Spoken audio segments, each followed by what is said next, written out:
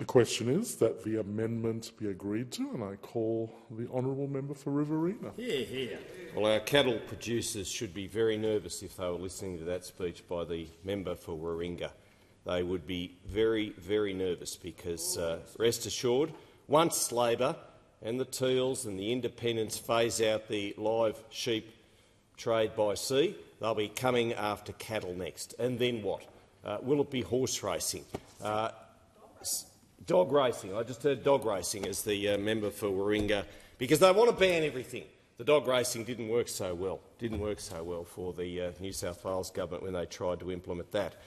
And the member for Warringah would know. She represents a sprawling electorate of 68 square kilometres in leafy Sydney, coastal Sydney. She'd know all about the feelings of our cattle producers, the work that our sheep farmers do. And I know, and I know the member for Flynn knows, he comes from cattle country. The member for Wannon, a very, very good trade minister in the Morrison government for 2 years, and of course Wannon, his electorate, produces fine sheep. Fine sheep, just like the Riverina produces. And why should our markets here on the eastern states, our sheep markets, be affected by a decision by this Labor government, albeit over the in Western Australia? But rest assured, when the sheep are phased out, there's going to have to be something done with those sheep, and they'll be shipped to the eastern states, and our markets will suffer as a result. When Labor, through a knee-jerk reaction to a television program on the national broadcaster, shut down our live cattle trade in mid-2011, the cattle prices at Wagga Wagga slumped the next week because they were fearful, and markets are driven by fear and greed, and there were concerns that those cattle from the northern part of Australia would end up in our sale yards, would end up in our abattoirs, would end up competing with the prices of our locally produced cattle in the Riverina. And it's not too distant to say, and already my local stock and station agents are saying that a shutdown of the trade in the west will affect our markets in the east, will affect our markets in Wagga Wagga. And just last December, because of any number of factors, sheep were selling for $1 a head, $1 a head in the Wagga Wagga sale yards. Could you imagine trying to make a buck when your sheep are being sold for just $1? It doesn't even bear thinking about how much it costs you to transport those sheep to the yards, let alone paying the agents and all the rest. This is a folly. The exporter supply chain assurance system is in place and is working well, and it's something that other countries which will now fill this trade do not have in place. And so what we've got is a situation where the sheep are very much looked after, where the sheep very much have pens in which to move on the ships. Their pants, their breaths are measured. They have veterinarians on board making sure that their welfare is first class. But that market will now be filled by countries which do not have the ESCAS system or one like it in place. So what the Teals and Labor would have you believe is that, well, Australian sheep will be okay, but to hell with those foreign-bred sheep. And I say shame on them. I was watching television last night for one of the rare opportunities I ever get to sit down and watch TV, and there was an advertisement on there by the RSPCA, no less, boasting about the fact that because of their diligent work that free-range hens are now able to lay in peace, and indeed pigs are able to have big pens in which they can roll around in the mud, and the RSPCA, no doubt cheering this home too, was very satisfied with that outcome. The same organisation which twice visited a farm near Wagga Wagga where rehomed brumbies were being slaughtered, allegedly slaughtered. It's now the subject of a police inquiry and another state government inquiry as well, and that is a good thing. But the RSPCA saw no problems there.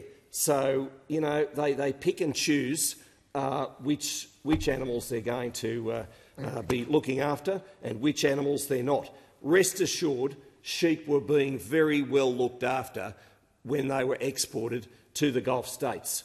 The Trade Minister knows that, the former Trade Minister knows that. Everyone on this side who is speaking in favour of the amendments put to this bill knows that as well. Indeed, the Minister, Senator Murray Watt, under the 3 days before the budget, skulked his way over to the West, did a Zoom meeting, didn't face up to the farmers, didn't eyeball the farmers, and announced this terrible, shameful policy which is going to see the trade shut down. And then the member for Rankin, just 3 days later, stood at that very dispatch box and said he was going to put up $107 million to stop farmers doing what they have done for generations.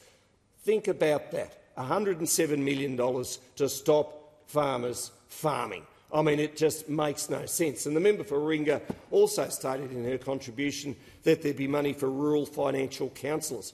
We want to make sure the mental health and the mental welfare of our farmers is everything that it should be, not having to pay money to counsellors in Western Australia to go and see if those farmers are okay because the rug has been pulled from underneath them by this anti-agriculture government. And that's what Labor is. They are anti-agriculture by this bill. Now, on June 3, Minister Watt wrote the House Standing Committee on Agriculture wrote to them and instructed them to conduct an inquiry into the bill. However, it only involved 2 public hearings, offered just a week for submissions and provided a report on June 21, 2 weeks after the inquiry started. This is not stakeholder engagement. This is not consulting our farmers who deserve better, our exports which need to be upheld just to pay for the cost of living crisis brought about by this government. And, of course, a rush process led to the chair recommending to support the bill. The federal coalition stands in solidarity with Australian farmers. We always will. I'm the son of a sheep farmer. I could just imagine what he'd be thinking. The only time he ever protested, I think, in his life was when he came out the front here when the Hawke government had come into power and was so anti-farmer, so anti-agriculture. It's the only time Dad ever protested. And I could just imagine he was right to do it, indeed, Member for Wannon, he was. The coalition, we will reverse this ridiculous, insane decision. We will reinstate the live sheep export industry when next we are elected to government, and hopefully that will be at the next election. I admire the police officer in Western Australia who was riding around on his motorcycle with a Keep the Sheep sticker on his bike. That takes a bit of guts. That takes a bit of courage. Well done to him for doing that.